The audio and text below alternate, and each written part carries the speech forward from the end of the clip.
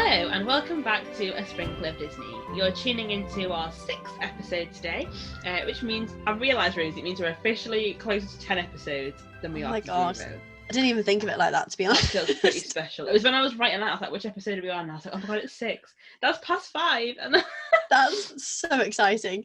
I know. The last 2 weeks feel like they have flown by. I feel like they've just recorded number 5. Yeah. But that's fine, that's good. It's a good feeling. And you all seem to love the last episode, so thank you very much for that. We've got loads of engagement on that one. So thank you to Spotify for letting us be there. That's helpful. Yeah, that was great. So we'll definitely do a part 2 for you soon on episode 5 because you clearly liked it, so we'll do that at some point. Today though, we're back with the next in our Disney Classic series, as we'll have mentioned in episode 1. If you've listened to episode 1, if you haven't, go and listen to it. We basically have like different strands of our podcast where we kind of talk about, we have one to do with like Disney Classics, we have one to do with Disney Parks, but to be fair, you guys didn't seem that keen on that one, so we might kind of change that around a little bit. Because you sound like you prefer films, and we probably prefer films as well. Yeah, I quite enjoy discussing films, to be fair. Yeah. We have like Disney Plus strands and franchise strands, and then like other bits, which was like last week's like working for Disney stuff. So so this week we're back. We've done a full circle. Really. We have. We've made it. we have. That's it. No more podcast. You've had your fill. So we've come full circle, so we're now onto our second Disney Classic series. Yes, so this one's going to be interesting, I think, definitely. Based on the fact we both rewatched this week, and we were messaging each other when we were watching it, so we kind of know some thoughts about it. But yeah, so this week we will be reviewing Pinocchio and discussing Pinocchio in all its glory, or its lack of glory, potentially. And I think as well, this definitely is something you enjoyed, because I think we had a lot of engagement on our Snow White review, didn't we, as you were just saying? Yeah. So I'm glad that you enjoy these ones, because I really enjoy going through the films. I feel like it's nice for us to kind of go back and watch them, because they're films like we don't normally watch. Like we normally watch the more modern ones together. Exactly. As well. Like it kind of forces us to make our way through the list in chronological order, which I don't think I would actually necessarily sit down and do if it wasn't for this. No, I've thought about it and I've liked the idea of doing it, but I've never actually done it. So yes, I agree. Yeah, so it's nice that we're doing it as like a journey together, all of us together. So if you missed number 1, sorry, if you missed Snow White, that's episode 2. So if you missed our first Disney Classics one, that was number 2. So feel free to go back, because we'll be doing them, I think, does it work out at like every 4 episodes? Yeah, I think so, yeah. We'll do a Classics, the second one. So Snow White was number 2, if you feel like listening. I think that one was quite a laugh, because we had thoughts on the film. Yes, we did. It's entertaining, because we get quite passionate about it, actually, which I didn't expect from either of us. So yeah, enjoy. So yeah, with this one we'll be chatting the plot, characters, the animation, the songs, and giving our rating out of 10, which is definitely the most exciting part of the episode and the most difficult part. I'm ready. With this one, I'm like, I know. I don't even think it will change after our discussion. With Snow White, I was like, maybe it will change. But with this, I'm like, I think I'm pretty dead set on where I'm going with it. So yeah, basically we'll be deciding if it's a good film or if it's not a good film. So yeah, let's get stuck into this one. Please stand clear of the doors. Por favor, manténganse alejado de las puertas. And we'll kick off with our first Disney fun fact. So animator Ward Kimball, one of Walt Disney's main team of animators, known collectively as Disney's 9 Old Men, was still upset about scenes of his that were cut from Snow White, and was in Walt's office to tender his resignation. Instead, Walt asked Kimball if he would lead the charge on animating Jiminy Cricket, a tricky assignment since no one was sure how to make the little insect look appealing. That's hilarious. I love that. I found this online, and it basically was like he marched in his resignation because he was fuming that like his scenes had been cut, and then Walt was like, "Listen, pal, I want you to animate a cricket," and he was like, "You know what? That's fine then. That's fine." Imagine that conversation. Like, it's fine. Stay with us, and you can animate the cricket. Yeah. And the fact, like, he left the room and was like, "What a fantastic place to work! That guy is so excellent." And I was like, "Wow, it's a cricket." Like, I don't think I'd be very excited. He clearly about that. sold it like no one can animate a cricket. Yeah, like you can, only you can animate this cricket. This is a big deal. And he was like, "Yeah, that's true. I am the cricket animator." Yeah, that was clearly how that conversation went. Bless him. That was clearly a big deal in his life. So Oh, well, yeah, and you forgot Joni was in the film. Oh yeah, we were just discussing before, and yeah, Katie reminded me about the character. I have watched it literally 2 days ago, and I've forgotten about him. So Sosward. Never yeah, mind. sorry. Maybe next time.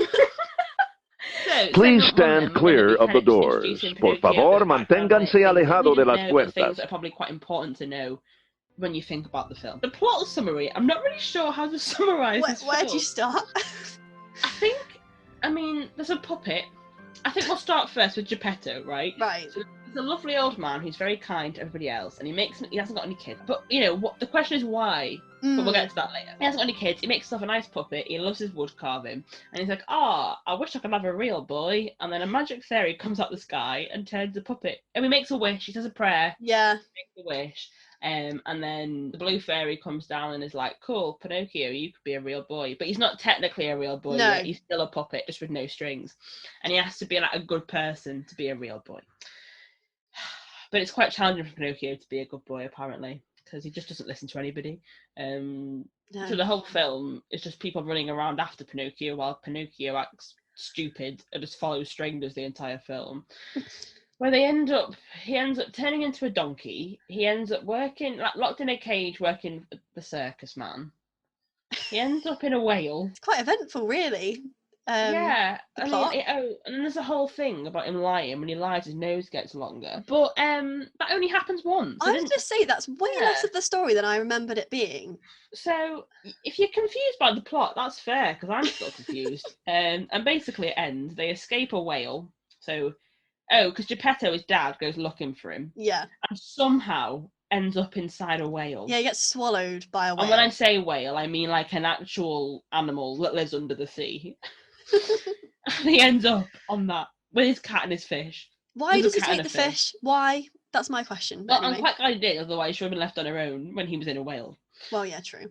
So then Pinocchio manages to drop to the bottom of the ocean when he's kind of turned into a donkey, and then saves him, nearly dies. The blue fairy saves him and then turns him into an actual real boy with like joints and limbs as opposed to nails and wood. The end. I think that's quite an accurate summary. That's a very good summary. I don't think you missed anything out there. No, no. There's some dodgy adult figures. Dodgy characters. Yeah, I mean the plot is not its strong point, but we'll get to that in a bit. So I hope you now feel like you've seen the film, because you basically have. It was released in 1940, so just 3 years after Snow White. I was reading yesterday that Walt was under a lot of pressure after Snow White, because obviously Snow White won so many awards, and the Academy Awards, they basically made him like his own Oscars, we chatted about last time. So I'm pretty sure when they gave it, they were like, "Well done, Walt, like come back next time," or something like that. And there was like a lot of pressure on him to deliver again. It was a bit of a flop at the box office. I mean, Rosie's going to chat in a minute about the critical success of it, but the box office was a real flop. In some places, it only made about 1/10 of what Snow White made. So I guess for like a follow-up film, you'd think it'd be more, but it didn't. But Walt thought that because Gone with the Wind came out at a similar time, so disposable income was lower back then, I suppose. They picked one film, they picked Gone with the Wind. And I mean, Walt himself admitted that Pinocchio lacked an intangible something, which I agree. I think and we'll talk in a minute about the reviews and about it, but I think that's a very fair summary from Walt, is that it was nice to look at, but it didn't make me feel anything. Yes. So then Rosie, tell us about the reviews. Yes, well, actually just building off what you said, they were also boiling the lack of doing well in the box office down to the fact that it was out in World War II as well. So they were saying because it came out in that period, people weren't exactly thinking, not everyone was thinking about going to the cinema, which is interesting. Yeah, it's very interesting because it was kind of put off to a bad start, a bit like Onward this year, because obviously that came out just before the pandemic kind of hit us around the whole world. So it was in a similar situation, and so obviously it did have a bit of a disadvantage. Well, if your man's not home, you've got no money, you can only eat half a slice of bread, you're not going to go to the cinema, right? Exactly, it's not your priority, is it? So that could also be a reason. Not that I'm trying to give this film more credit than it deserves, but yeah, so that's the reason. We're fair, aren't we? Yeah, and it gives context to the time it came out in as well. So yeah, obviously, as you said, it was a bit of a flop, but they did re-release the film 7 times 7? Like 7 times. Yeah, so like over kind of 10-year periods, they were releasing it again. Because in the beginning they did this with Snow White as well. And due to the re-releases, they actually did return a profit from the film in the end. Oh, well, that's good. So yeah, in the end it kind of gained momentum. People were going to see it a bit more. And I think because of the reviews at the time, people were saying it was a really good film in terms of animation and things. So I think it gradually built up momentum and people went to see it. Interesting. Yeah. So, and then in terms of awards, the film won 2 Oscars at the Academy Awards in 1941. So the film came out in 1940. And one was for Best Music, so Original Song. So that's When You Wish Upon a Star. Which, to be fair, is iconic, isn't it? It's so iconic. It's just like the Disney song. So when you hear that, they then adopted it, didn't they, as their theme tune? Yeah, it's like the beginning of like all the films, isn't it? It's like the opening sequence. So that's fine. So that's fine. I'll accept that one. And then the other one was for original score, best original score. So I guess that's fair. I guess that they deserve them. That's fine. And then as Snow White didn't win any for it didn't win any for music. So this was the first Disney film to win either of these awards. So it's quite a big moment for Disney. I think the music is definitely better in this than it was in Snow White. So that does make sense. I would agree. And then it also won 4 other awards. These were kind of for various different things, some for the animation, some for just like the feature length and all that kind of stuff. So it did kind of get a fairly good reception in terms of what it got, like in terms of awards and stuff. And at the time people were saying it was quite a good film, but in terms of like a modern day reception and kind of reviews that we've looked at online, there's kind of I find it's mostly quite positive actually. So we were surprised. I was kind of shocked because it's just one of just a handful of movies to achieve 100% rating on Rotten Tomatoes. We're fuming, which is no mean feat. Like legit, like that's actually a really huge deal. Like so many of my favorite films are so underrated on Rotten Tomatoes. So for that to achieve 100%, it's just a bit shocking, really. But you gotta give it to the film because these people did actually review it. Yeah. So just to go through like some of the sort of things people say about this film. So someone on IMDb, they didn't put their name, so I'm just gonna just go through some quotes. It said Disney's earliest masterpiece, the art of animation never finer. It's quite a big statement, and that was in 2001. So I mean, soz pal, soz no. Yeah, it's a bit much. That's a bit of an insult to every animator after that. Exactly. Yeah, and then a critic from the Los Angeles Times said that Pinocchio tops any animated cartoon I ever saw. I think that was at the time, I think, and they've probably only seen 2. So that's a bit more fair. And then the New Republic wrote that it brings the cartoon to a level of perfection that the word cartoon will not cover. That's again, I think that was one from the Times. That made sense, like at the time, because cartoon and feature-length cartoons were still new, and it had probably like more detail. I was thinking this when I was watching it. It goes a bit further than Snow White did in terms of animation and challenges. Definitely, it probably was, but not anymore. No. And then someone on IMDb said that after some thinking, I'm going to call it Pinocchio is the best animated film of all time. This was in 2010. Have they watched any of the others? Were they high? I imagine the film would be fantastic. I've never been high, but from what I've heard about being high, it's the kind of film that would be fantastic. Because it's just so all over the place. So but yes, and then also the Empire said that it's not up there with the very top echelon of Disney classics, but Pinocchio will still work its magic on younger viewers. So that was in 2000. That's a concerning review, isn't it? I don't want it to make magic on my... No. And then this one, I think this is a good one, from Common Sense Media. 7 decades after it first came out, this Disney classic harks back to a time when the stars of animated films were the illustrators, not celebrity voice talent. I agree, Common Sense Media. They're chatting common sense. Yeah, that's so funny. But yeah, that is so true. Like, it focuses on the actual like animation, like the talents behind that, more on like, who they've hired to voice the characters and stuff. And I think that then extends to things like plot and character development. Like, that wasn't a priority. The priority, exactly. Again, like we said, if you listen to episode 2, we said the same thing with Snow White, that the priority was the drawing and the illustration. Yeah, it's more like aesthetically, like that's where their concerns were more with like the aesthetic side of the film rather than like the content with like the plots and developing character arcs and stuff, which happens a lot later on, and they do it fantastically with all the recent films. But with the early stuff, some of the characters just weren't kind of there. No. So yeah, but this final one is a bit of a different mood.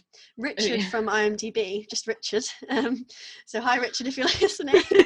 He says, "This is a deeply disturbing, frightening movie, and I'm no child." Yeah, I feel that. He's not wrong, Richard, to be fair. No, I feel that. He's telling it how it is.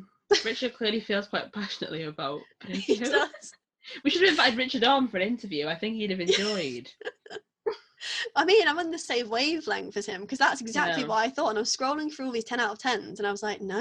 And then I got to him. Texted me when she watched it and said, "I'm going to have nightmares." I honestly thought I was going to. I'm so disturbed. I was like, oh great, I can't wait to watch it then. Thanks. I was like, brace yourself, and you're like, oh no. So yeah, thanks Richard for keeping things real. Please stand clear of the doors. Por favor, manténganse alejado de las puertas. That brings us to the end of our segment, which means we are ready for Disney Fun Fact number 2. I love this one, and I think it's something that I'd realised subconsciously, but never realised it was deliberate. So, in the film, Geppetto, who is Pinocchio's adopted father, he is his father. Yeah. Geppetto has a cat called Figaro, who was supposedly Walt Disney's favourite character. I love that. So cute. And Figaro is only a very small character in the movie. Big presence, but small role. Mm-hmm. Walt loved him so much that he found another role for him when Pinocchio was over. Minnie Mouse's pet is actually Figaro. So if you watch, for example, I know he's in the Mickey Once Upon a Christmas, Twice Upon a Christmas film. Figaro's in that.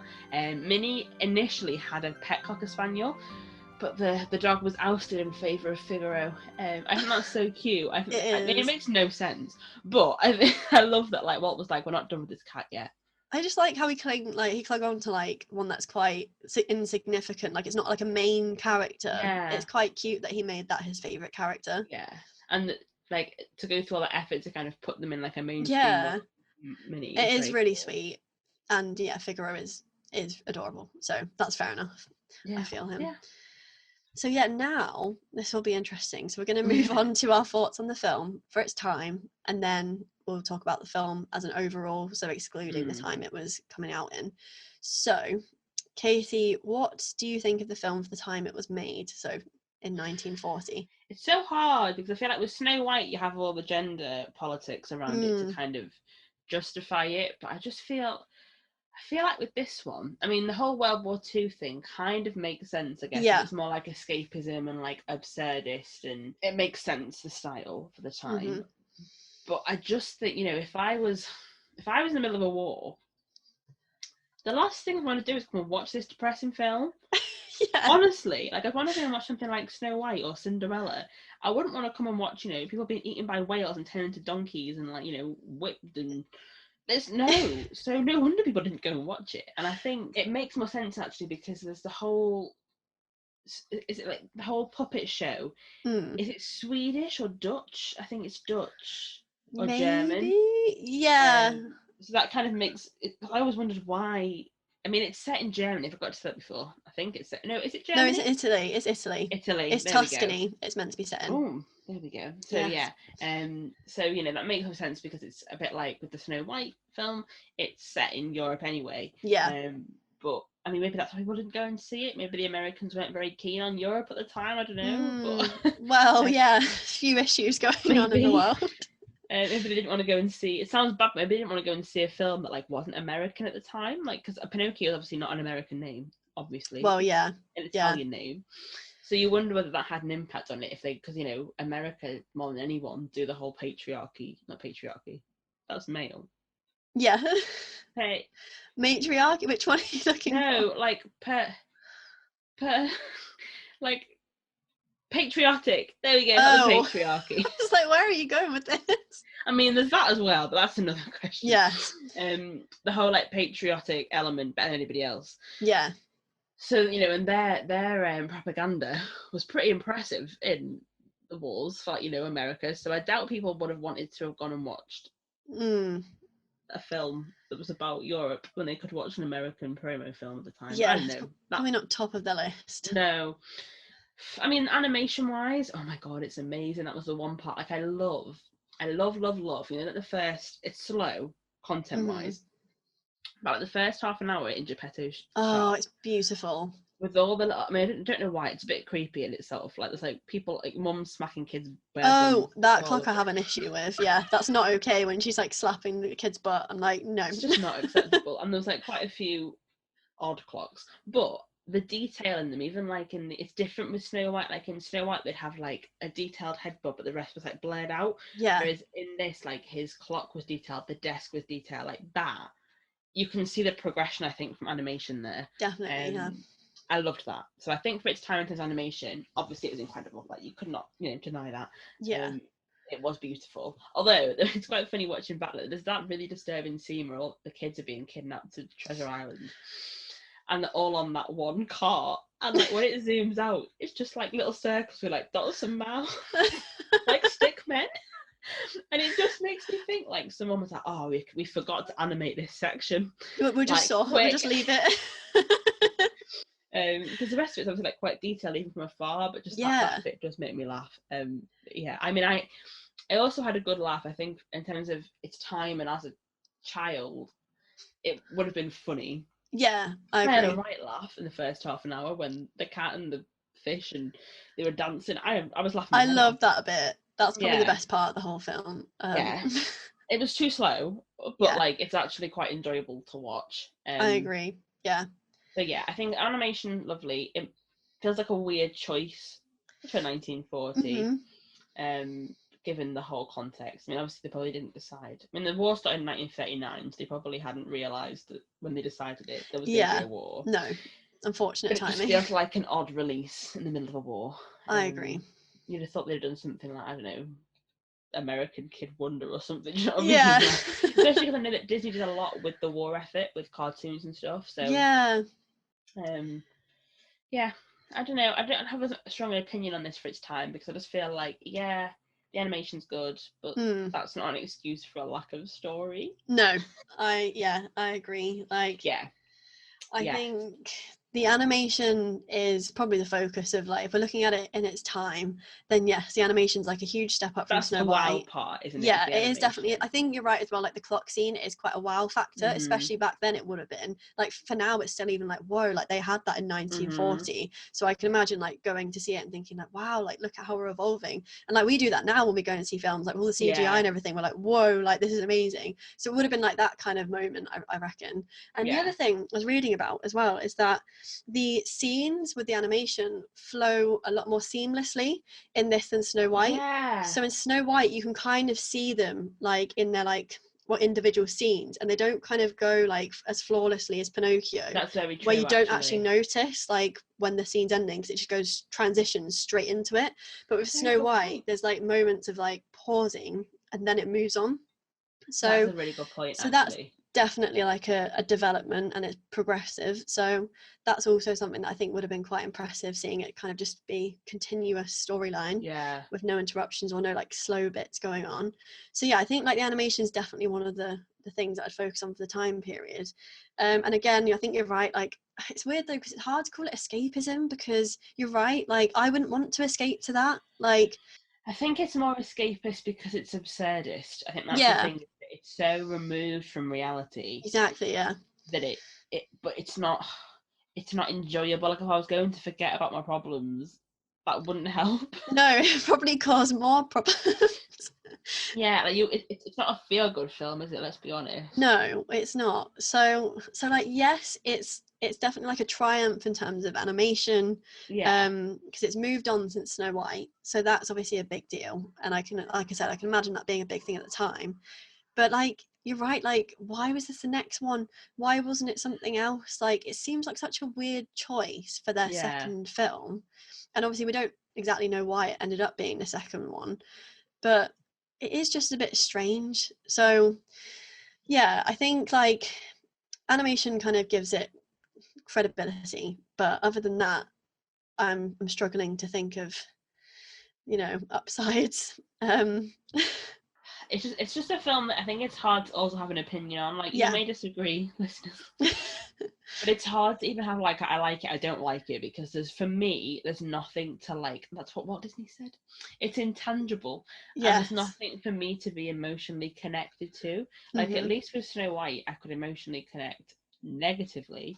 I'd be like, you stupid woman, stay with your pals. But with this one, there's just like nothing for me to connect with. Like, there's no characters. Also, the lack of women. Yeah, there's also that's a really sore point. We'll talk about that in a second. But it's fine. Again, I mean, maybe that's to do with like, I don't know, time period as well, I guess. But the lack of women as well, as I didn't even notice when I was watching it. But it's all men apart from the Blue Fairy. Yeah. Who's probably make believe in all their heads anyway. Yeah, and such a minor role. So yeah, and just kind of floats in with her beautiful dress. Oh, and you've got like... Cleo, but you know she's a fish. So classic Disney. You've got female characters, as animals. Thank you so much. So yeah, I think you're right, it's more difficult to kind of think about this one like in its time than it was with Snow White, because with that we had the whole gender thing that we could discuss, and obviously it was the first Disney film as well. And I think just to go from Snow White, which obviously as we discussed we didn't love, to this, it just feels weird. Like there's no kind of connection. It's just like, here's a brand new film about a random puppet becoming a real boy. It is a bit strange.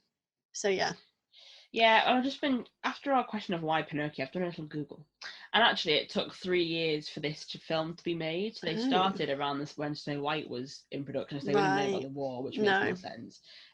Apparently the book, this makes loads of sense, the book redefined episodic. So if anyone doesn't know what that word means, I think I've studied it quite a bit within theatre and art, it's basically when there's no through storyline. It's when there's like lots of small stories and lots of small adventures. That makes sense.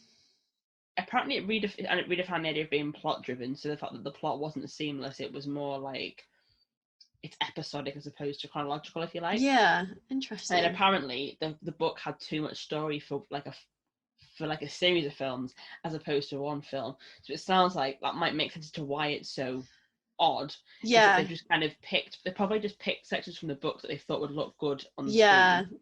In animation. And put them together. So that actually makes a lot more sense as to why the characters aren't like great. Why there's no arc, and why it makes no sense. Yeah, because they were just trying to get all the bits that they thought would be interesting into one film. And because there isn't a lot of chronology to the film, really. Like, you kind of, at one point, it's nighttime when Pinocchio and Jiminy are walking home, but then it's like, it's morning, like, straight away after, and I'm like... I was confused by the timeline. I was like, how long does this whole film actually take? Like, because how long has he been away from Geppetto? I was like, what? He must be, like, sick with worry about Pinocchio. It was... I mean, he has to have been missing for a while for Geppetto to get on a boat. Oh, yeah, by a definitely. Whale. So, And they also said that like the book didn't have any likable characters really. Like I think children identify with Pinocchio because it's the whole stuff and have fun. But it's different being able to identify with somebody as opposed to being likable.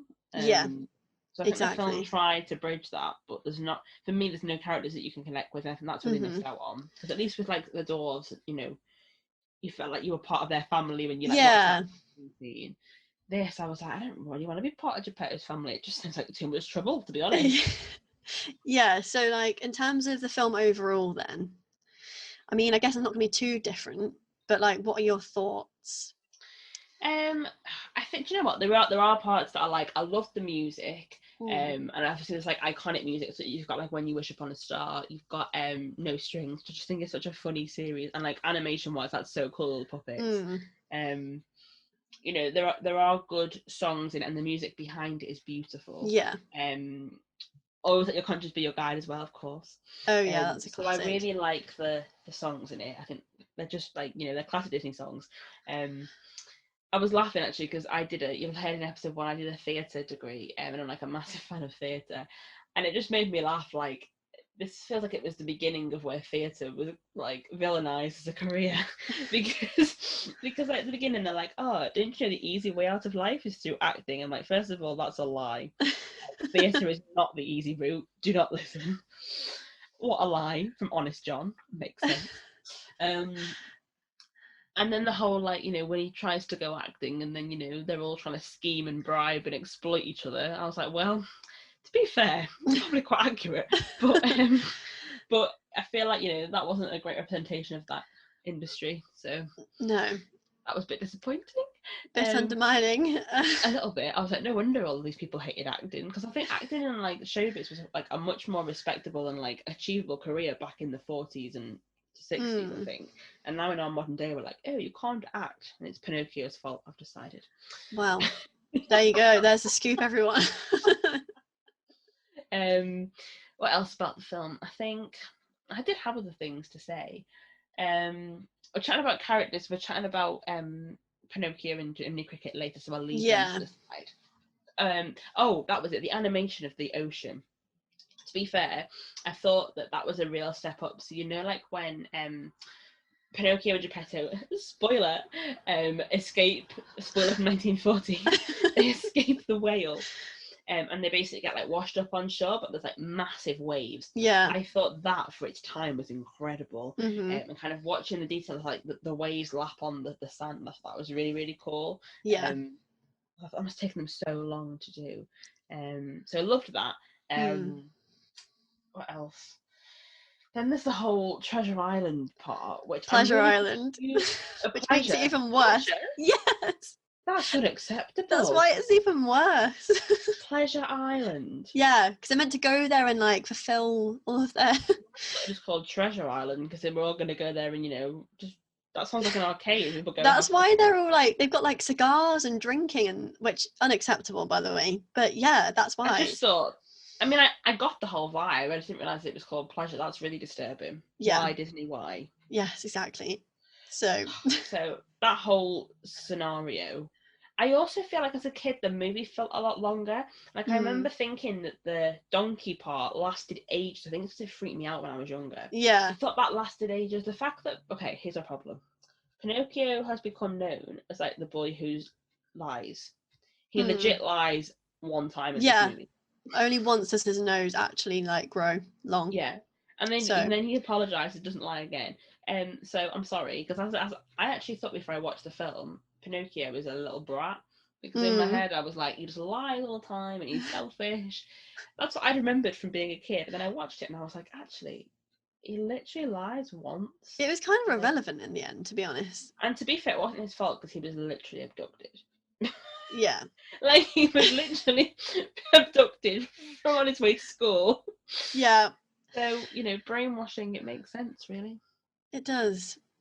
Yeah. I just find it very like the whole like weird abduction, and then that's plot to steal little boys, and then it's when they're like sat in the pub, the three like villains. Yeah. So you've got Honest John. I can never remember what the cat's called. I'm sorry.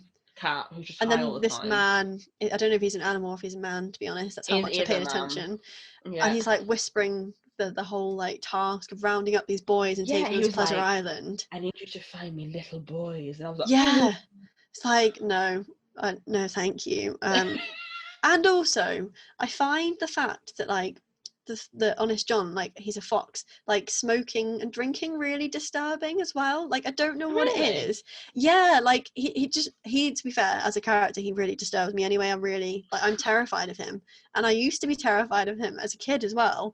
And also, like my mum reminded me recently that I used to come home from school with one of my childhood friends and watch this like every day when we came home from school. What was wrong with you as a child? Like we put it on. We literally chose to watch this film every day together with a Fab Ice lolly as well. Oh, that makes it better. Yeah. And I was like, of all of the Disney films, why? It's so weird. I know, it is really weird. So, yes, it's just, the cat's called Gideon, in case anyone cares. Oh, Gideon. Okay. There you go. I might include that on our next Disney quiz. I definitely will have forgotten it. But I just think the whole film for me, like, there's no plot. The music's good, but the plot doesn't really exist. And I'm sorry, the whole Geppetto thing. I really like Geppetto, but I have questions. Why is he still alone? Why doesn't he have a wife? Yeah, exactly. Why doesn't he have children or friends? I want to know about that, because like obviously he spends all of his time like carving all of these things, and he's got his cat and he's got his fish, but like what is it that he They're in does? a village. They're in quite a busy village as well. Yeah. So does he not like, interact? Why is he still alone? Yeah, I have a lot of questions about him as well, because to be fair, he is actually one of the more likable characters, at least in the very beginning, because he is actually quite sweet. Yeah. But then I have questions. For example, why does he let Pinocchio go on his own way to school for the first time when Pinocchio has absolutely no idea where this school is? That's a very good point. I mean, he literally hasn't even walked for 24 hours. No, he's never been And he's outside. sitting to school. And Geppetto's like, bye, Pinocchio. And it's like, and he hands him the book and the apple. And I'm like, you think he knows where he's going? Like, no wonder he gets abducted. Like, it's all set in motion. The second Geppetto's like, bye. Like, so basically what Rosie's saying is that Geppetto deserved the pain and hurt of being an irresponsible parent. He didn't deserve it, but he set his course, is all I'm saying. That is true. That is true. And is he really surprised that he doesn't return? This puppet has never been out in the world before. That is true. I mean, the puppet is literally made of wood. So, yes. It doesn't have a brain. I do just think it's a bit far-fetched. Yeah, that's true, actually. When you think about it in depth, it is weird. Like, this puppet has literally been able to walk for, like, 12 hours. It's like, oh, you're my son. Let's send you to school. And the fact that he knows what school is, so he does have, like, a brain. Like, he understands, like, conversation and everything, and, like, he knows what some words mean. So it's just very interesting. It's a weird spell. The fact that he can do all this, but he hasn't got skin. Very odd. Yes, but exactly. I mean, my big concern with the plot of the film, there's the whole time thing that was talked about, and that trip to Pleasure Island was a long trip. Yes, it was. There were several sections. And then the fact that he then was like walking underwater. I mean, I had hot issues with that whole anyway, but I enjoyed that section with the fish. That was amusing. And the rock, I had a good laugh. But like, why? How? I'm confused about the whole how Geppetto ended up inside the whale's mouth. Yeah, it's kind of like, I don't know, like I think it's meant to be like a message. So like he was obviously like in his boat, and then a wave like shook him, and then like the whale like had its mouth like open, ready to swallow his boat up. But it is just a bit, again, it's far-fetched. It comes out of nowhere. It's like, oh yeah, where's my dad? Oh yeah, in a whale. Yeah. Like, and then so he's obviously like guessed it was Pleasure Island, which is why he's in the boat. I mean, what would have happened if Geppetto had turned up to Pleasure Island? Oh my goodness, quite amusing, wouldn't it? That would have been a very interesting turn of events. Yeah.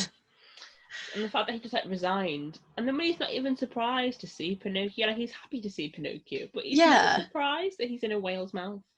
No, it's all a bit weird, and like the end when he's turned into a real boy, you're just kind of, I don't know about you, but I wasn't left feeling like I didn't care. It wasn't like a wholesome ending. It wasn't like, oh yes, we've made it to this defining point. It was like, oh, it's over. I was like, we're at the end. Okay, good. Like, great, I can go to sleep. Because I was starting to get quite tired.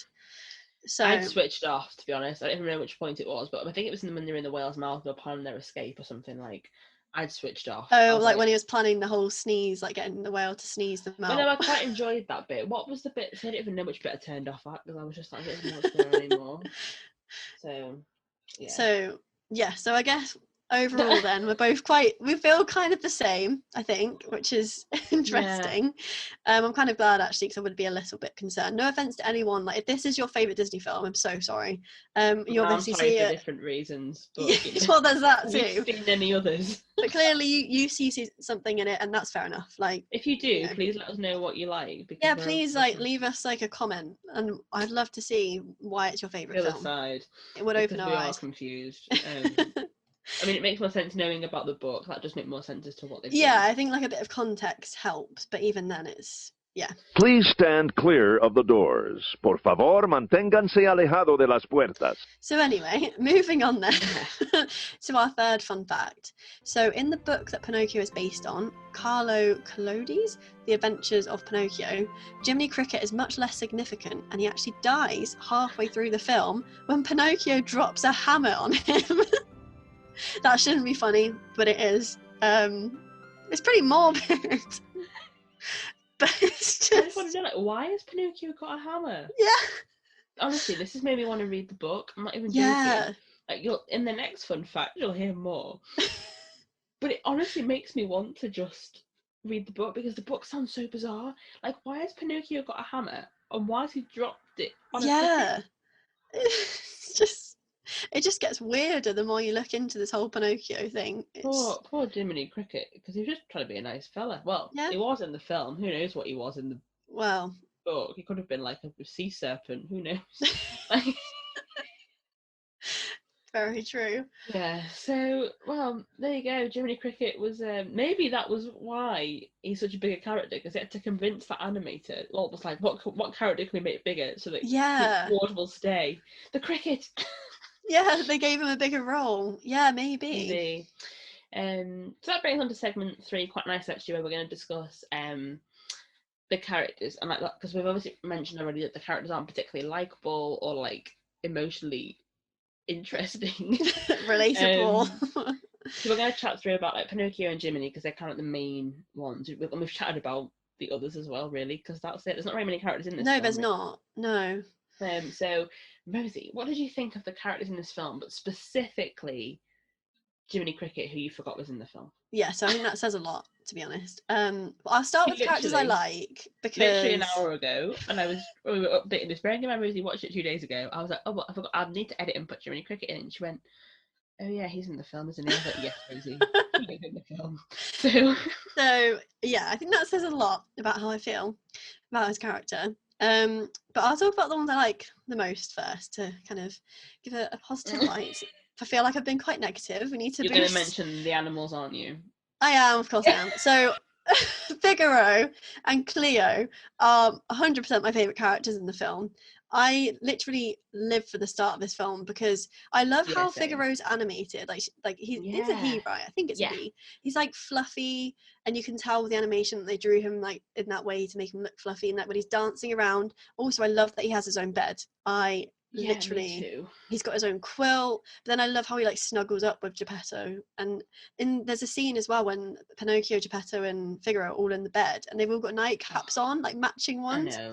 And that did make me quite details, emotional, isn't it? Yeah, and I also love how Cleo's got a little house in her fishbowl as well. And I think they are like, even though they're minor characters, they're definitely like a good presence in the film. Because they are in it throughout, when Geppetto's in the scenes and things, and they definitely brought some sort of wholesome and positivity to the film, for me anyway, some sort of lightheartedness amongst all the confusion. So yeah, they're definitely my favourite characters, which is interesting because they are animals. What's new? Yeah. Shock. But then the other characters, so yeah, I've just said Geppetto, like he's probably one of the more likable ones, but I do question him a bit. He's a bit naive, to think that Pinocchio was going to make his own way to school. Like there's a lot of issues. I feel like he is quite naive. He is, and again, I think he maybe would be more interesting if we knew a bit about his background, because like we both said we want to know more about that. So maybe that's what's lacking in his character. Maybe. And then, I mean, is she called the Blue Fairy? Is that her name? Yeah. Wow, she doesn't even have a name. Okay, well, that's I mean, I'm going to Google it now and check, but I'm fairly certain it is just the Blue Fairy. I think it is as well. Well, that's problematic in itself. Well, yeah, she's okay. Don't have strong opinions because she's not got a massive presence. No. I know she's important in the storyline, but she's not really doing much in the background. So, yeah, she's okay. And then that's so. I'm sorry, just because it says here in Walt Disney Pinocchio, the fairy is referred to as the blue. Sorry, not the white fairy, the blue fairy. So, no name. Wikipedia has said is one of the 4 leading protagonists in the film. Sorry? She's definitely not a protagonist. I'm sorry. She is not a protagonist. She is there as a way to drive the plot, but we don't get any personality from her or character. She's not even got a name. You can't be a protagonist if you've not got a name. Well, I've just checked the book. Well, quite. I've just checked because in the book she's called the fairy with the turquoise hair, which I think is even worse. That's awful. That's not okay. That's actually really not okay. I need to read this book actually, because sounds quite enlightening. So, in the book, oh my word! So, the fairy assumes the shape of a mountain goat and warns Pinocchio about the imminent arrival of the terrible dogfish. What? That sounds so. And apparently, different. when Pinocchio is a donkey, The fairy sends a shoal of fish to consume his donkey's appearance. Oh my I'm sorry, I need to goodness. That sounds even worse than... I need to read this book. I'm sorry. Well, wait, let me know what it's like. The fairy agrees to adopt him as her son. The fairy adopts Pinocchio. But Geppetto, I don't understand. So, and the rules in the book is he must study hard and be obedient for 1 year. Oh, wow. It's very different. I'll tell you what, right, I'm going to read this book and I'm going to write a review on this. Yeah, let me know how it is. I don't think I could quite make myself... I'm well excited. Sorry for the aside, but yeah, I agree. No, it's quite all right. The Blue Fairy. Itself is wrong because it's that classic, like, let's define women by how they look. But yeah, of course, it's one of the only female characters, and she absolutely is not the protagonist. So we'll move on from that.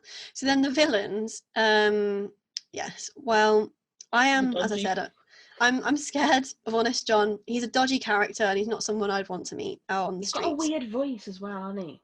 Also, I debated as to whether to bring this up. I'm bringing it up. So I don't know if you've noticed, but they wear gloves, both him and, is it Gideon, did you say? Yeah. And he's got a hole in one of the things on the glove, okay? So his finger's like poking out of his hole, and it honestly is the stuff of nightmares. And I'm sorry if no one noticed this before and I brought your attention to it, but I just can't unsee it. So that in itself just put me off his character, okay? Because he had a hole in his glove. Yeah, but you don't understand. He's got this like pointy, like spiky thing. Honestly, when you see it, you'll see what I mean, okay? It's not. That was it. It wasn't the abduction. No. None of the actual plot. Or the dodgy collection of young boys. It was the fact that his glove had a hole in it. It was the glove, yeah. Honestly, let me know, like, if anyone knows what I mean, because it's a thing. Okay, so then yes, Pinocchio, as we'll get onto in a moment, I have mixed feelings about. But Jiminy Cricket, well, where does he come from? Is my question. Outside. Yeah, but the bushes, like every cricket. But what was he doing before? Because he's quite scruffy when he shows up. You know, he's got like a few holes in his clothes and stuff. Well, he was clearly a poor cricket, Rosie. Well, he was. But then the blue fairy, with no name, then gives him like some really fancy clothing when he becomes Pinocchio's conscience, which I thought was interesting because I didn't notice that until this time that I watched it. I just think him as a character, like, I understand what he's trying to do, and he does have comedic value, actually, especially in the beginning when he's dancing with the clocks. That is actually hilarious. But I don't know, he's not really like that present, because he's not there for a lot of what happens with Pinocchio as well, because he's like, Pinocchio's like abandoned him, and so he just walks off, and then he starts feeling guilty, and then ends up going in trying to save him, failing to do so. I mean, he is a cricket, to be fair. Yeah, but he didn't really try. He went into the lock, tried to unlock it, and he was like, oh, it must be a different model. And I was like, of course it was a different model. It's not that you're a cricket. Pinocchio was like, so you can't do it? And he's like, oh, no. Exactly. And it was like, oh, so he's giving up. Okay, right. So now we're just seeing them in this cage together. It's not exactly the most hopeful thing. So, but then obviously the whole, like, always, what is it? The always let your conscience be your guide, isn't it? That's it. That's quite a nice message. Give a little whistle. And that is a cute scene as well. Like, I do think that's really sweet. And I love it when he sleeps in the little matchbox. That is very cute. And it highlights how small he is, because he obviously is a cricket, which I do forget sometimes. But yes, so I don't know. I think he's okay. Like, I don't have any strong feelings, and like, I don't relate to him. I don't have like a connection to him. I'm not really that sad. Like, when they're in the cage, I wasn't really sad, I'll be honest. I don't know if that makes me a monster, but like, I didn't really feel any emotions apart from being disturbed when I watched this film. Yeah. So yeah, I think this is an area where I have more positive opinions than you. Right. So I think when I watched it as a kid, I used to think Jiminy Cricket was really annoying. I was like, why is he even here? But I feel like watching it as an adult, I actually really liked him, and I think I see myself more as a Jiminy now than I do as a Pinocchio. As like that person who's like following other people around and being like, oh, will you just listen for 5 seconds? I think that might be because obviously I know you've got like a younger brother, but he's not like as young as my siblings. Yeah. So I think like having like younger siblings, that kind of, it's that motion of like, would you just listen to me for 5 seconds? Yeah, that was relatable. Yeah. And the fact that, like, you know, what I liked was that he cared so much, because to be fair, he could have just like run away with his nice new clothes. That is very true. Yes. He doesn't even mention his badge anymore. He just mentions like being a good conscience. He doesn't talk about wanting the badge. So he grows into the role he was given quite nicely. I like that integrity, and that he's doing it literally just to like to be good at his job and to basically help Pinocchio out. And he could really easily have given up after the first abduction. And he keeps going. Like, he travels on that dodgy boat and the dodgy carriage. Like, he puts himself through. And it's that scene, you know, where they arrive at Pleasure Island and he's shouting for Pinocchio. Yeah. And all the kids are like stomping around. Like, they could have trampled him, but he persevered. Yeah, that's very true. All evening, like till it was empty, he was still shouting Pinocchio's name. Yeah. Like, he gets Pinocchio out of there, and I just think, for someone who didn't know Pinocchio, like, at the beginning of the film, I just think he's very loyal, and I think he's got a lot of integrity, and he's a very, very good friend. I think people can learn a lot from Jiminy about being a friend, because I think even when Pinocchio isn't listening to him, or when Pinocchio's doing his own thing, Jiminy's still like, he's still there. But you should know this is wrong. Yeah. So yeah, I did like Jiminy a lot more than I did when I was a kid, which I thought was quite interesting. I thought he was hilarious. It was like when he had the hat and the rock in the hat, and when the fish came, I just thought he was so funny. Like, the whole time, like his little sarcastic comments, like when Pinocchio is in the like circus show, the puppet show, and he's like, he won't watch him. He's like, suit yourself, and then like. Because even that, like when he thinks that Pinocchio is a success, and he goes, "Oh, well, they like him then." Yeah, when they're clapping. Yeah, he's like, "Okay, fair," and goes, "Guess you don't need me anymore." And I just feel like he's very selfless. Yeah, he is. Like that is very true. Actually, I didn't really think about that side of him. Yeah, and even when like the whole, like, he's literally like asking a whale to open his mouth so he can go in and out. Yeah, like, that is so that's commitment. Like, bye. That is dedication. Yeah. So yeah, I do like Jiminy. I think I like him more than I did when I was younger. I just like his sass and his attitude to life. Yeah. The other characters I don't really have any strong opinions on. So I mean, the fat man, the fat villain man, horrible, disgusting. Oh yeah. Actually made me feel a little bit sick. Gideon was just, I was like, why even in this movie? Yeah. Like, what a waste of animating time, not to be rude, but like it was. Because he doesn't add into the film, does he? Honest John, I've just googled the finger and I get what you mean. It is really creepy. It's horrible. It's a bit creepy. Obviously, I love Cleo and Figaro, of course. Yeah. I love Cleo's sass as a fish. Oh yeah, sass. Me too. Animators, well done. Yeah, I like Geppetto, but again, I think, like, you know, I wish we'd seen him more. I'm actually really excited because, obviously, if you didn't already know, I think Disney are planning a live-action Pinocchio. And I hope they go in the way that Dumbo went, and they take the characters and the initial, like, ideas, like the base of the story, and turn it into, because obviously I know Tom Hanks has been confirmed to be playing Geppetto, which I'm very excited about. That will be great. Because it's Tom Hanks, I hope they kind of give him a bigger role in it. Yeah, I think they will give a backstory. I'm hopeful that they will.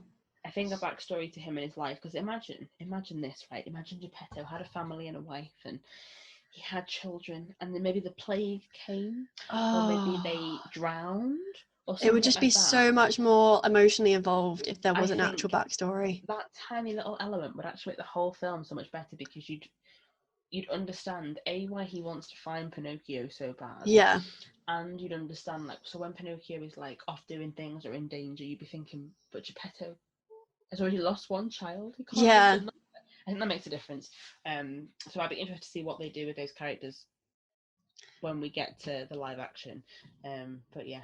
I think Jiminy was the only one that I kind of related to, and Cleo and Figaro's sass. It's a bit weird that I relate to all the animals. Yeah, I just think it says that there's not really any like strong characters that we're that passionate about, whereas with other films, there's definitely ones that we're more drawn to, and can relate to. But this, not so much. So Rosie, the all important question: did Pinocchio deserve to be a real boy? Okay, I'm going to sound a bit negative again. Sorry, everyone. So I know he's naive, and I know the whole point is that, like, there's messages surrounding like temptation and like your conscience and making decisions. But I think it's just a bit far-fetched in its way of showing that life as a child. And I think, like, he is sweet, like as a puppet before he's like, you know, becomes alive. He's a very sweet puppet. And then he comes to life and he's cute, but there's just something about him that, like, I don't know, like, I understand, like, kids are very, like, naive and they'll give in to temptations and they won't listen to their parents and they'll go off and do their own thing and they're more interested in having fun than going to school and all that sort of stuff. But I don't know, like, the fact that he ended up at Pleasure Island, it's just not, it just didn't bode well. And I get that he redeemed himself because he did save Geppetto. And that is quite a big deal, to be fair. They were in a whale, so that was a huge deal. And I guess, like, his personality in that moment, he grew as a person. So I suppose he did redeem all of the things that he'd done where, you know, he'd gone off, not returned home.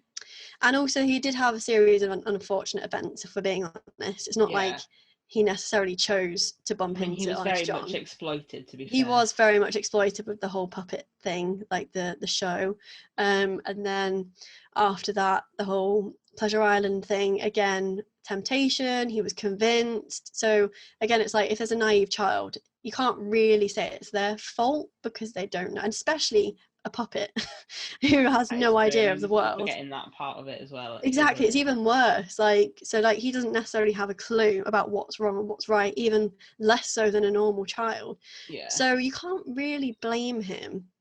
But I also would have liked a bit more personality. I know he is a puppet, but I just would have liked a little bit more personality so that I could kind of sympathize with him a bit more. Because, like I said, when he was in the cage, I wasn't kind of like, oh, Pinocchio, like, this is really sad. Whereas in other films, I will really sympathize with, like, the protagonist, especially, like, if it's a child or, like, an animal. Like, I will really, like, sympathize. So I feel like he was missing something. Maybe they'll bring that element to a live action one. Maybe that will make it easier to, like, sympathize and relate to. I don't know. But he's not, like, a bad character. So in terms of the characters in the film, he is good. It's just there's not that many great ones to compare him to. That's true. So did he deserve to be a royal boy? That was a real tangent to answer that question. I guess he did in the end, because he did redeem himself, which kind of undid all of the bad things that he'd done. And like I said, I do think he was kind of forced into those. He didn't, like, go off and get himself into those situations. So yeah, that's what I think. What do you think? Again, I think I'm more positive than you on this one. I think initially, I think it's because I kind of went into it having very, very, very, very, very low expectations. Yeah. And I thought I wasn't going to like Pinocchio at all. Like, I had this memory for some reason in my head that he was just horrible and really selfish.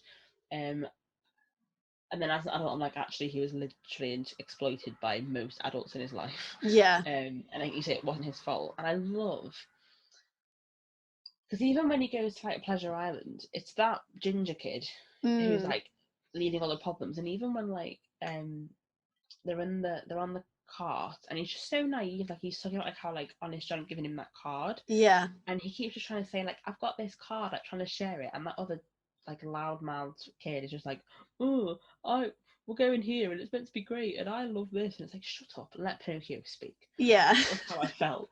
I feel like in that section you really see his naivety and his innocence, and I liked that. I thought that was, like, quite a nice thing, like a nice way to show it. He just kind of goes with the crowd. Like, he doesn't even really understand why he's going, because he didn't even want to go to Pleasure Island. No. Did he? Like, he wanted to stay at home with his dad. Yeah.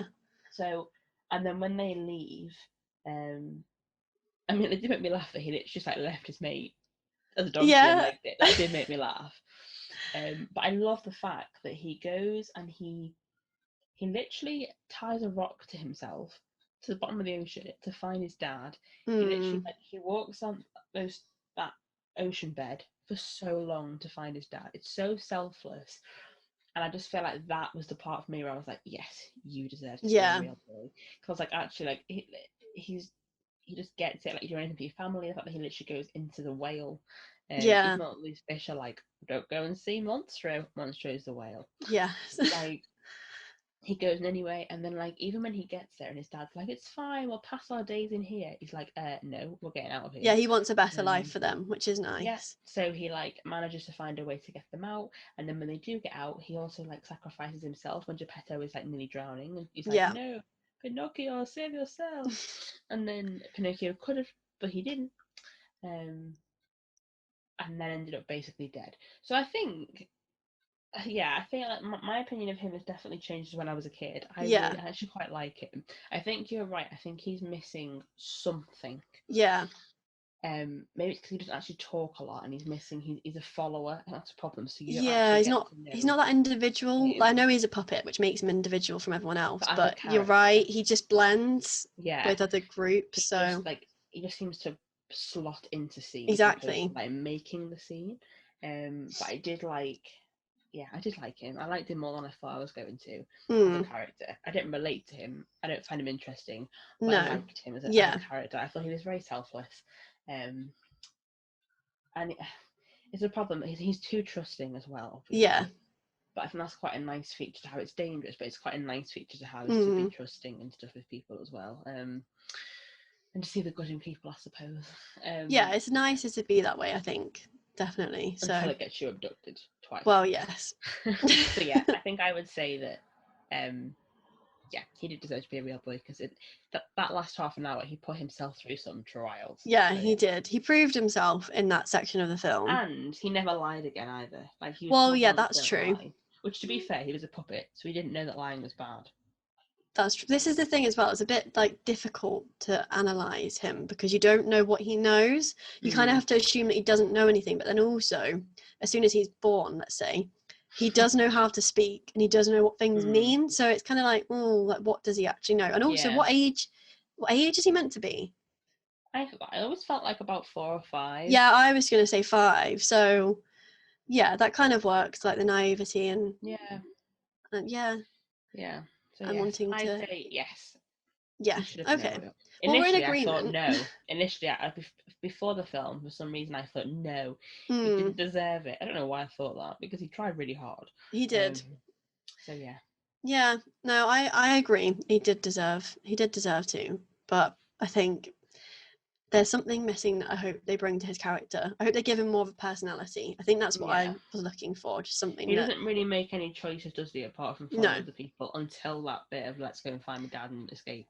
Yeah, so I just want him to stand out a little bit more. So I think if he had more of that quality throughout the film, I'd have probably related to him more. So yes, exactly. Yes, and that brings us to the end of this segment. Please stand clear of the doors. Por favor, manténganse alejado de las puertas. So we have Disney fun fact number 4, another quite morbid one for you, I'm sure you'll enjoy. So if you think the Disney version is dark, in the original book that we've mentioned, Pinocchio was actually stabbed by assassins and then hanged halfway through the book. Somehow he survived. It's not exactly magical though, is it? That's too much. This is why I want to read the book. He survives. I mean, I know he's a puppet, but Yeah, that's interesting. I want to know why he was stabbed by these assassins. Who sent them after him? Honest John stabbing Pinocchio was all I could see. Which is not a sight I'd want to see, to be honest. Yeah, I agree. So yeah, well, that is quite scary. But intriguing, actually, though. I do think this book will be interesting. So yeah, definitely give it a read. May give it a read. But yes, so that brings us on to our final segment. Yeah. So this is where we discuss a summary of our thoughts on Pinocchio, and we'll give it a rating out of 10.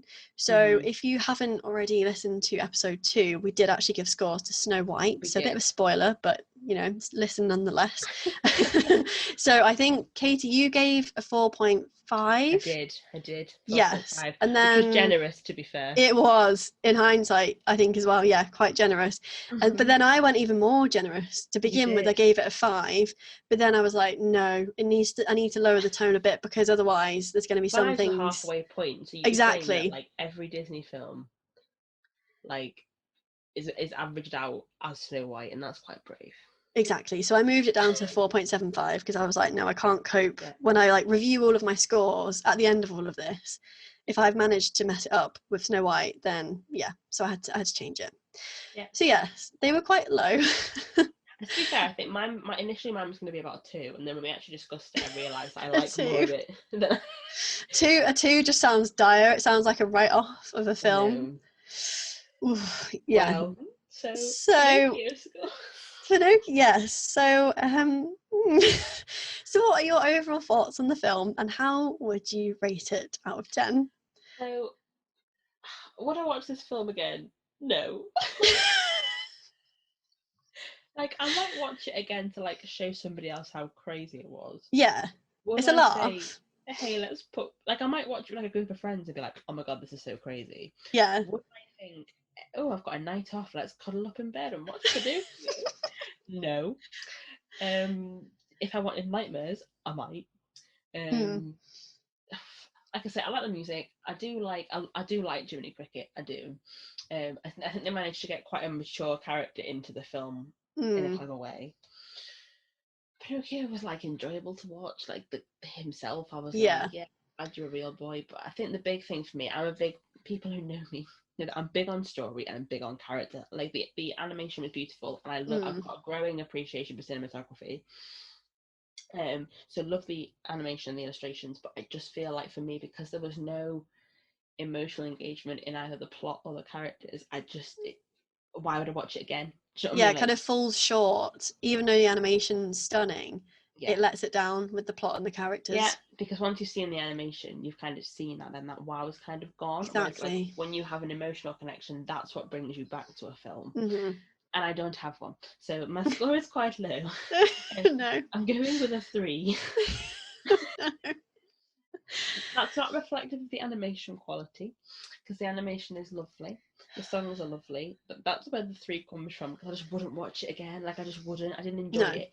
Like, it's very rare that I watch a Disney film and switch off. I didn't even want to ask my sister to watch it with me, because I was like, she's gonna hate me for making her watch this film. Even the villains aren't likable. No, quite dodgy and like they're just dodgy characters. So they're like actual real life villains, and no one wants to watch that. No. So, you want more creative villains than that. No relatable characters, no interesting villains, no real plot, but good animation, good music. So 3 out of 10 for me. 3 out of 10. Wow.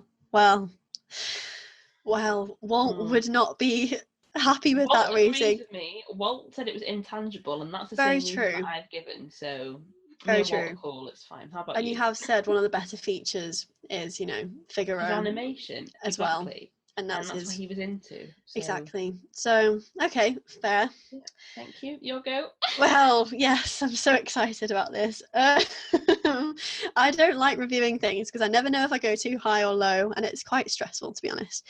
So my overall thoughts on the film, again, I don't think I would choose to watch it again, which is sad because actually you said you went in with low expectations. I actually went in with quite high expectations because I had watched it a lot in my childhood. Fair. And when I went travelling around Italy, when I went interrailing, we went to Florence, and there's quite a lot of Pinocchio themed stuff there. Oh, really? Yeah. So I actually got like a little Pinocchio puppet thing. Aww. It was quite cute. It was like a wooden puppet, and you'd like pull a string and it would like dance. Very cute. So yeah, I thought that I really liked it, and Aww. so I was kind of disappointed. It was a bit of a letdown compared to what I thought it was. So in my head, Pinocchio is like a really, really great film, but now having seen it again, I know. And the thing is, Pinocchio, he is a really cute character. All of the stuff I said aside about him being very naive, he is cute, and I think he's very beautiful in terms of a puppet as well. I loved it when you get the pan on him when he's a puppet, in the initial scene, because he just looks so polished and perfect. But yeah, there's no standout moments because I spent a lot of the film just being confused, disoriented, disturbed, highly disturbed. That's really true, actually. I didn't even thought about that. So when we watch things like Snow White, and when we obviously reviewed Lady and the Tramp as well, we could pick out our favourite scenes. Exactly. We can't do that with this film. I don't have a favourite scene. I mean, I like the clockwork scene. Yeah. But it's not one that I'd sit and watch on repeat, Well, the clockwork scene, so I liked it. It is a little bit slow, but if the tone of the film kind of sped up but stayed that kind of tone, with what was going on, I would actually have preferred the film like that. I quite enjoyed that because it was quite sweet. Obviously there needs to be a plot, but not 5 plots within one plot. That is just too much for me. Yeah. So I felt a bit exhausted when I finished watching this film. Actually, I was me as well. knackered. Actually, my brain was like, "What is happening?" Yeah, but I messaged you saying like I think I've lost some brain cells because it felt like something had knocked my head. But as you were saying, the animation obviously is like very stunning. It is an improvement, a sheer improvement from Snow White, and Figaro and Cleo kind of, you know, gave me something to look forward to seeing in further scenes. So thank you to those characters. So yeah, unfortunately my score is also going to be very low. I'm sorry. What is it? I'm so excited. So I'm scared. I think I definitely gave Snow White too high of a review. So I was initially going to go with 3 as well. Because I think that is fair. Like, I think that's quite a fair. Yeah.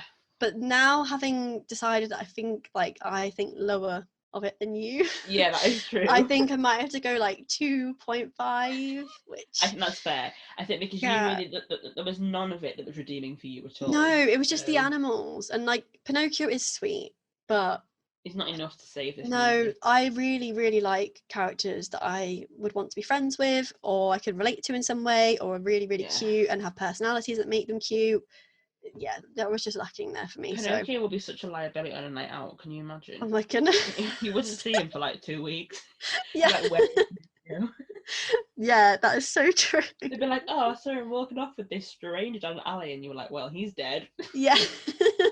And then he'd just appear out of nowhere one day with all these stories of what he's done, and you'd be like, "Oh, right, like, that's where you were." Cool. Well, next time, just give us a text. Just let us know where you're going. Yeah.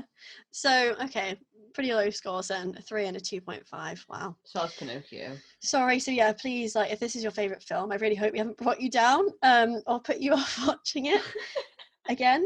It is worth a watch again, definitely, to review whether you think your opinions changed. Ours both definitely had changed. Yeah, I agree. It definitely changed from what I thought the film was. Yeah. So yeah, because I think there were scenes that I forgot were in it. There were scenes I'd forgotten about the whale. I mean, I forgot. You know what I mean? Like I knew it happened. Yeah. Was coming, and like I say, I thought the donkey scene was a lot longer. I thought the ginger kid was in it longer than he was. Yeah, I remembered him being like a prominent character, and he wasn't in it that long. I thought he was in it for like the whole facade. But he wasn't. So yes, yeah. I think that's a good story. I think it's fair, and I don't think it's too harsh when we consider how Disney has progressed and the phenomenal things that we both love that are our favourite films. So yes. The question is, do you want to amend your Snow White score? Is the question. Well, see, I'm so happy with mine because I feel like it's not too low, but it's because I did enjoy the film, and I might watch it again in the very, very far future. Yeah, I think maybe. No, I'll stick with it. I'll stick with it because otherwise I'll just change them every time. We can't have that. That's a cop out. I need to stick with my guns on this. Okay. Hold myself responsible for my thoughts. So, yeah. So we went. What did you go with? A 3, and I went with 2.5. Wow. Yeah. Wow. Okay. So that's Pinocchio. So yes, so thank you for listening to this episode. We hope you've enjoyed it, and if you have, then please subscribe on Spotify and Apple Podcasts. It's very exciting that we're on both of those platforms. Very exciting. Or follow us on Podbean, and you can do that just by clicking up in the top right corner, I think it is. I always feel like I picture like a little button. Yeah. And if you've been listening for a while, we really appreciate you leaving a review, and thank you so much to the wonderful listeners who have already done this. We couldn't believe it. Like, we just went on to Apple and there were reviews there, and I was literally messaging Katie. I was like, there's reviews, and I was thinking, like, has Katie left a review? Like, I left a review on my own podcast. I was like, please no. And I didn't. No, they were me and Rosie. They were legit. And honestly, like, I nearly cried because I was just like, that's so sweet, and it was just so nice to know that people are really enjoying. It made our day, I think, didn't it? And it definitely did. It made it more real, like, because we get all the statistics and the numbers of how many people listen to each episode and stuff, but I feel like someone taking the time to write a review is a bit different. So if you have listened for a while and you think, oh, I love this podcast, then please do write one, because not only does it make us feel really happy inside and makes us kind of keep making podcasts, it also helps us with things like how easy it is to find us as well, like on these platforms. they value reviews. So if you feel like leaving like an actual written review, please do, because it would really help our ranking as well, which means that we can reach more Disney fans. Yes, and it's just nice to know that people are actually enjoying our rambles and coming back for more as well. Because, you know, we've got people returning, so thank you so much. Yeah. If you're a loyal listener, thank you very much. True. So don't forget to follow along with our Instagram for all our latest magical adventures and throwbacks. There's more throwbacks at the minute because of COVID. So yes, we're not really having any adventures apart from in our memories. Yes. So yeah, head over to there, kind of like send them over to your friends. If you have any Disney loving friends, like pass our podcast onto them. Like if you think, you know what, this person needs some Disney magic, send them our way, we'll help. Yeah, we try. We do. So coming up next time we have our Halloween special. I'm so that's excited. Exciting. Spooky season is upon us. I mean, it's set to be a banger of an episode, because let's be honest, given how scary 2020 has been. Yeah, that is so true. I think Halloween episode, I'm ready for it. I've been prepping all year. So yeah, we'll be doing some, I mean, obviously we'll talk about Hocus Pocus. Of course, we have to. We'll probably talk about like general Disney Halloween things, like the Halloween party, like the not so scary party in the parks, like Disney Halloween movies that we haven't seen as well. I might give those a watch. Yes. And there's a really interesting, I'm going to show it to Rosie, like a Halloween Disney playlist. It's interesting. I found it by accident one Halloween and I was like, what is this? Well, we'll talk about that. So yeah, and then finally, if you have any questions or queries, or you want to kind of inquire, you want to be on the show, or you want us to talk about something on the show, drop us an email. So we are a sprinkleofdisneypodcast@gmail.com. So we've been a Sprinkle of Disney. Have a magical rest of your day.